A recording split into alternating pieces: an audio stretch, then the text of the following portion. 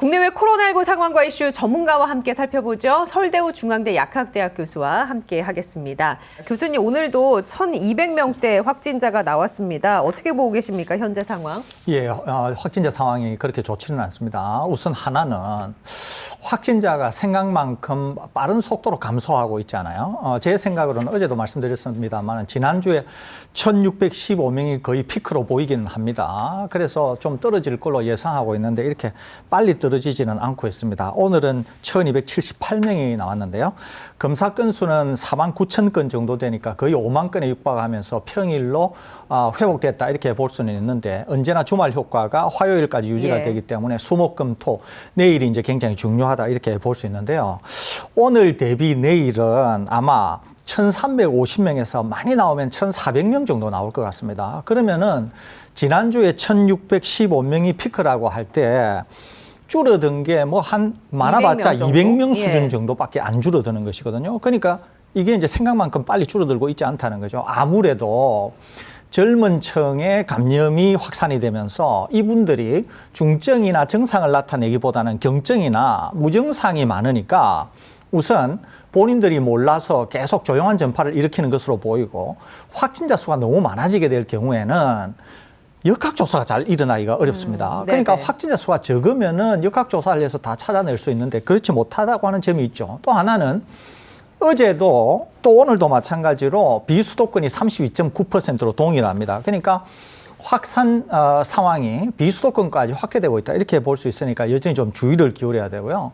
오늘 매우 주의해서 볼 것 중에 하나가 위중증 환자가 하루 만에 22명이나 쏟아져 나왔습니다. 이것은 최근 거의 아마 한 5달 이내에 제일 많이 나온 그런 상황이 아닌가 싶을 정도로 위중증 환자가 많이 나왔습니다. 그런데 여기서 주목할 것은 뭐냐 하면은 지금 위중증 환자의 연령대별의 통계가 지금 없는 상황이거든요. 그러니까 어느 연령대에 나오는지 알 수가 없습니다. 그러는데 사망자는 오늘 1명밖에 나오지 않았습니다. 그러니까 사망자는 극단적으로 적은데 위중증 환자는 많이 나오고 있다는 거죠. 위중증 환자가 많이 나온다고 하는 것은 확진자가 많이 나오면서 축적이 되니까 이제 어느 정도는 연이어서 나온다 이렇게 볼 수 있는데 아까 말씀드린 것처럼 지금의 유행을 주도하고 있는 것은 비교적 젊은 분들 2030에서부터 50대까지지 않습니까? 그러니까 예상컨대는 추측컨대는 아무래도 위중증 환자들도 이 연령대에서 나오는 것으로 생각이 됩니다. 그러니까 이 방송을 보시는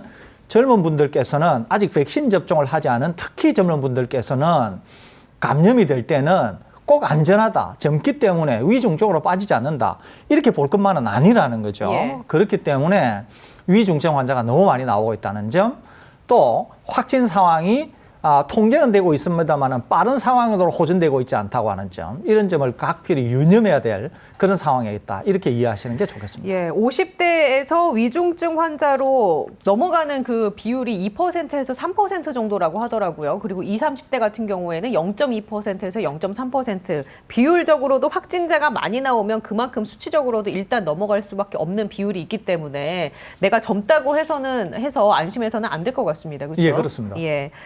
자, 교수님, 현재 시행되고 있는 수도권의 거리두기 4단계가 이번 주까지입니다. 많은 분들이 그렇다면 25일 이후에 이 거리두기 4단계가 연장될 것이냐 아니냐 이 부분 궁금해하실 것 같거든요. 교수님 생각은 어떻습니까? 제 생각으로는 2주일 정도 아마 더 연기될 것으로 생각이 됩니다. 지금의 4단계가요? 그렇습니다. 왜 그러냐면은 아직 백신 접종이 충분하지 않고 아까 말씀드린 것처럼 생각만큼 빠른 속도로 확진자 수가 감소하고 있지 않거든요. 그렇기 때문에 휴가철을 감안하건대는 4단계가 아마 2주 정도까지는 연장이 되지 않을까 이렇게 조심스럽게 전망이 됩니다.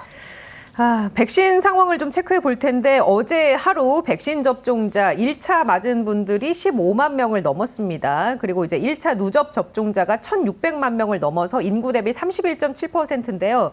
지금 백신 상황은 어떻게 보고 계십니까? 예, 백신 수급은 정부가 얘기한 대로 계획대로 잘 되고 있는데 다만 약간 좀 덜커덕거린 게 있습니다. 어떤 거냐면은 이제 50대가 예약 접종을 하는 데 있어서 그 서버가 매끄럽지 않았다고 하는 게 하나가 있고요. 두 번째는 모더나 백신이 들어오는 거에 다소 아주 사소하게 좀 문제가 있어 보입니다. 하나는 모더나 백신이 이제 55세부터 59세까지 접종을 하는데 1차적으로는 일단 들어왔습니다. 그러는데 추가적으로 들어오기로 한 것이 일주일 연기됐다고 지금 예. 이제 정부 당국이 발표했습니다. 그러니까 일주일 정도 연기가 됐다는 거죠. 그러니까 이제 이것 때문에 언론에서 백신 수급에 문제가 있는 게 아니냐 이렇게 얘기하는데 우선 하나는 백신 수급을 우리 정부가 이제 완전히 주도하기가 어려운 측면에 있고 심지어는 이런 분들도 계시죠. 이번에 재난지원금을 나눠줄 게 아니라 그거 모아가지고 백신 사자. 네. 이렇게 얘기하시는 분들도 꽤 있지 않습니까? 그러는데 사실 백신을 사오는 게 이게 지금 돈의 문제가 아니거든요. 우리가 돈을 먼저 준다고 해서 백신을 받을 수가 있는 상황이 아닙니다, 이게. 그렇기 때문에 많은 국민들의 국가를 위한 충정은 이해가 되는데 이게 지금 상대가 우리가 원하는 대로 움직여주지 않는다고 하는 이 어려움이 있는 거죠. 그러니까 모더나가 50세에서 55세 이 사이에도 모더나 백신을 접종하기로 이제 생각을 정부 당국은 하고 있었는데 이게 약간 일주일 정도 뒤로 미루어졌다는 겁니다. 그러니까 이제 언론에서 얘기하는 것처럼 큰 일이 벌어진 것은 아니고 예. 다소 이제 저희 방송에서 여러 번 말씀드렸는데 모더나가 워낙 적은 회사고 아직까지 생산을 모더나 회사가 하는 게 아니라 모더나도 다른 회사에 위탁을 해서 생산을 하다 보니까 아마 이런 문제가 생기는 것으로 생각이 됩니다. 그러니까 모더나의 도입과 관련해서 한 예. 일주일 정도 연기됐다는 것 이외에는 현재 백신 수급, 백신 접종 이런 것과 관련해서 큰 문제가 있어 보이지는 않고요. 앵커께서 말씀하신 것처럼 어제는 1차 백신 접종을 15만 8천 명 가까이 했습니다. 그리고 2차 접종은 4만 6천 명 가까이 했으니까 거의 어제도 그제와 마찬가지로 거의 20만 명 정도가 백신 접종을 했다는 거죠. 그러니까 백신 접종은 계속 순조롭게 일어나고 있다. 이렇게 이해하시는 것이 좋겠습니다. 예, 모더나 물량 같은 경우는 일주일 정도 밀렸지만 큰 틀에서는 우리가 크게 걱정하지 않아도 된다. 그렇습니다. 예, 알겠습니다. 자, 그리고 이번에는 의학적인 부분을 좀 체크를 해볼 텐데 기사에 나온 내용을 바탕으로 저희가 정리를 좀 해드리겠습니다. 오늘 새벽에 나온 기사들인데요. 영국의 코로나19 입원 환자의 60%가 백신을 2번 맞은 접종자라는 기사가 여기저기서 많이 나왔습니다. 연합뉴스와 YTN을 비롯해서 기사 내용을 보면 영국 정부의 최고 과학자문관인 패트릭 발란스 경이 백신이 100% 효과가 있는 것은 아니다라면서 이번에 60%는 백신 2회 맞은 사람이다.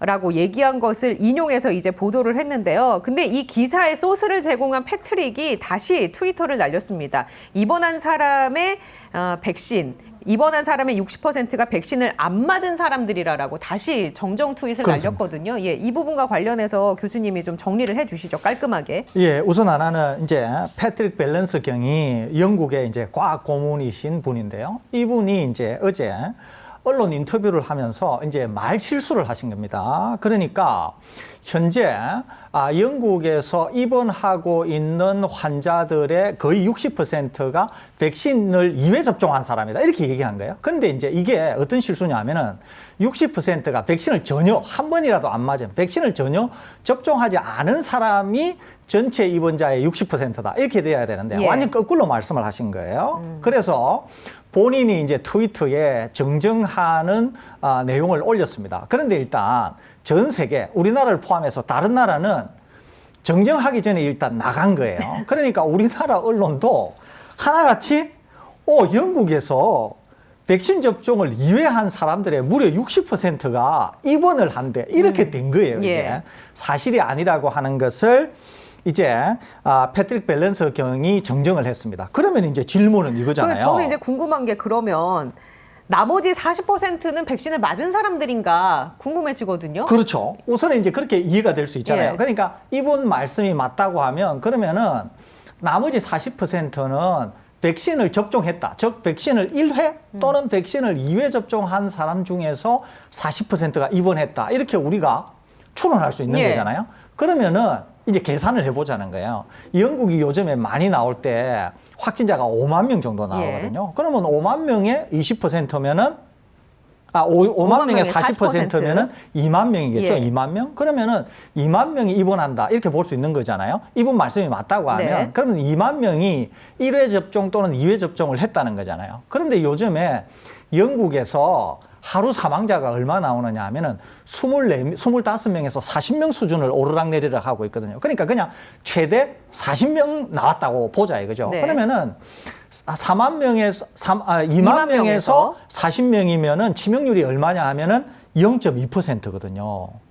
25명이면 훨씬 떨어지겠죠. 그러니까 우리나라는 독감 치명률이 굉장히 낮은 국가라 그랬지 않습니까? 그러니까 우리나라는 치명률이 0.1%라고 제가 어제 말씀드렸잖아요. 그러면 영국에서 지금 이 패트릭 경이 말씀하시는 게 맞다고 하더라도 치명률은 0.2% 정도 된다는 거죠. 이것도 백신 접종 한 번 또는 백신 접종 2번 한 사람을 다 묶어서 0.2%니까 백신 접종을 2회 한 사람으로 축소를 하게 되면은 0.2%에서 훨씬 떨어질 가능성이 많겠죠. 그러니까 영국 정부는 여전히 독감 수준이다 이거. 그러니까 우리는 거기에 준해서 관리하겠다. 이렇게 얘기를 한다는 거죠. 네. 그러니까 우선 하나는 이분이 처음에 인터뷰하신 것은 완전히 거꾸로 말씀을 하셨고 두 번째는 정정을 하셨는데 우리나라 언론은 아직 정정이 안 되고 있다고 하는 것.